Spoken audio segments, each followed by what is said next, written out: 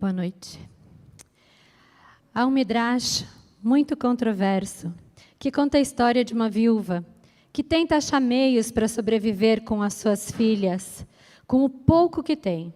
Mas a cada tentativa, ela esbarra em uma regra que a impede de obter meios suficientes para sair da situação de desespero em que se encontra. Cansada, ela desiste.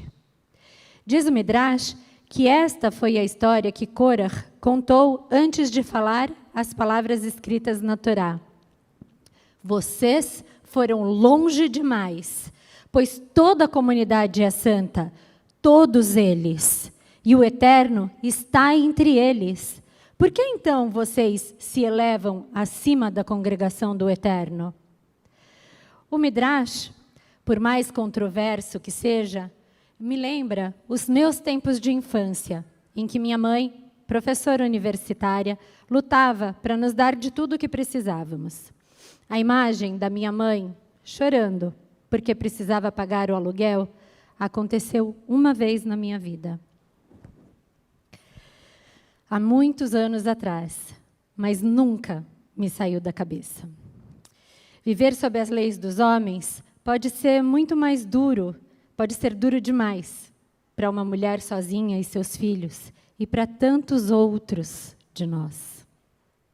Meu espírito inconformista deve ter sido alimentado por essas pequenas e marcantes lembranças do passado, me levando a uma vida abraçando causas para defender. E talvez por estas lembranças eu olhe para Korach e pense na dificuldade em dividir o mundo entre o bem e o mal. Apesar da leitura pura do texto não nos levar a esta imagem de Korach, que justificaria o castigo terrível que lhe foi imposto, tradicionalmente aprendemos que Korach é o mal e Moisés é o bem. A literatura rabínica preenche o pano de fundo que falta, pintando Korach como um demagogo que só queria saber de si mesmo. A Mishnah ensina que a controvérsia de Korach foi o epítome de uma disputa que não foi por causa do céu, Beshem Shamayim. Korach, pela leitura do texto, parece ter motivos até bons em nossos olhos de hoje. Ele queria substituir a autoridade ditatorial de Moisés, embora sancionada por Deus, por uma democracia. Afinal, se todos nós somos santos, como Deus havia afirmado antes de anunciar o Decálogo, o modo apropriado de governo é que todos tenham voz na decisão e de quem deve liderar o grupo e como.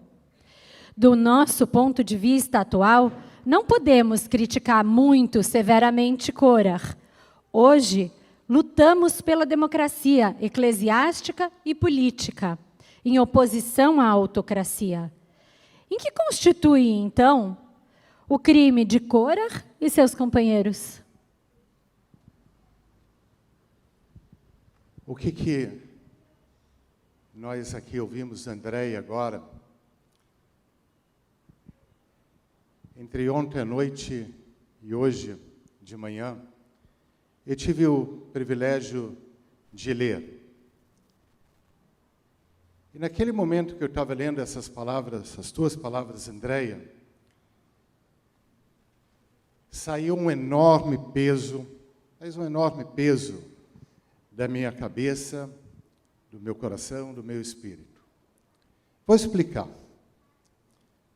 Korach, esse personagem central da nossa paraxá, de fato, ele é estigmatizado, ele é mal visto, ele é um manipulador, um hábil manipulador que faz uso da retórica para seus fins de ambição desmedida.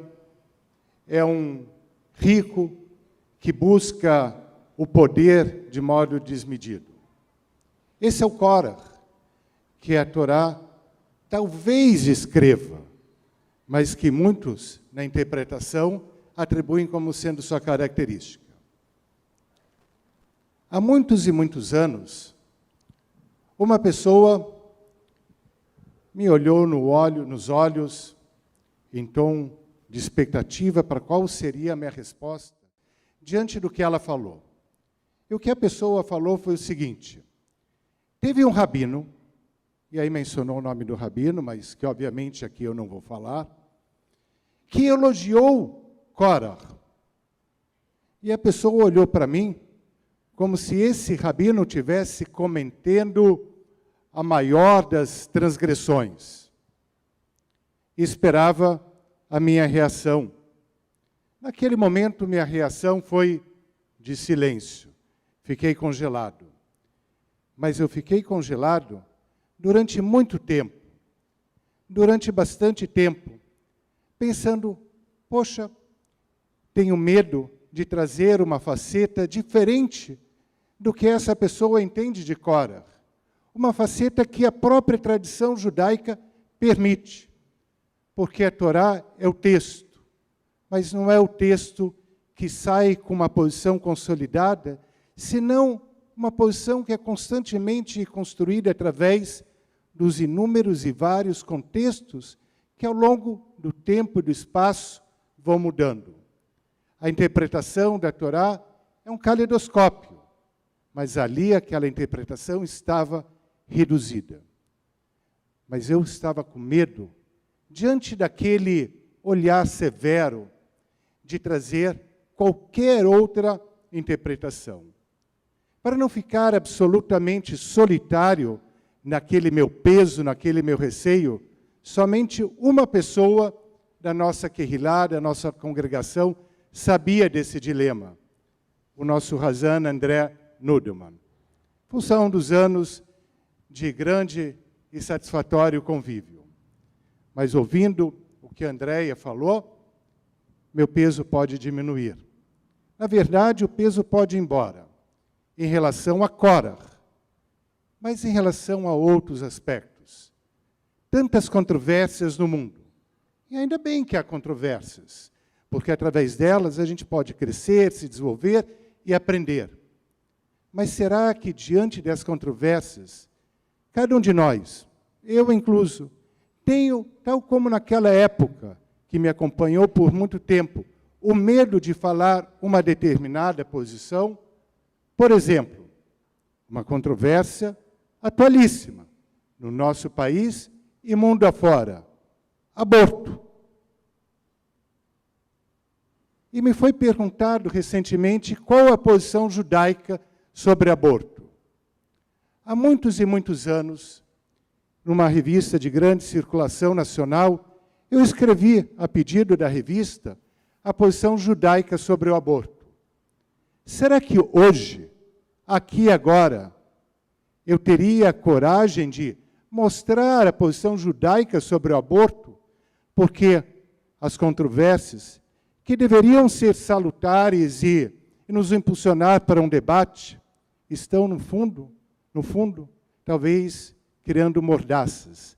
Talvez a gente, ou eu, esteja com medo. Medo de falar, medo de se expressar, medo de compartilhar. Korah traz várias facetas.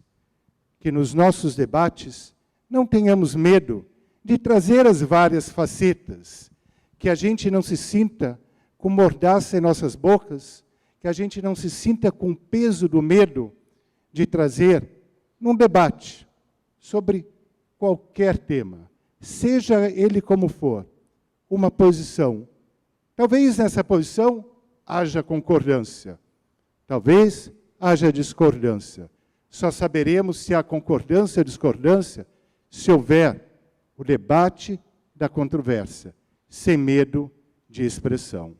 Então, obrigado. De nada.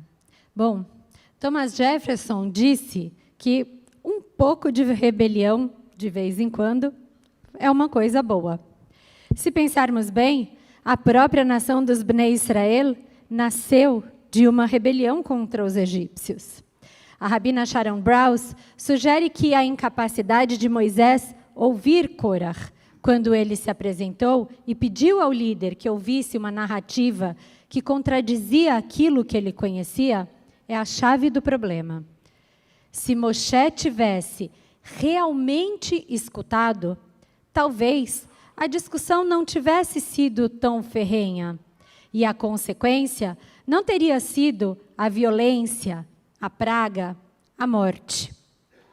Se Moshe tivesse se aproximado daqueles que se manifestavam, ao invés de afastá-los, talvez essa história pudesse ter sido diferente. Os filhos de Corah não morreram. Talvez para nos deixar a lição de que questionar a autoridade pode ser necessário. Enquanto os argumentos de Corah falharam aqui, nesta paraxá, eles permaneceram no texto da Torá como instrução.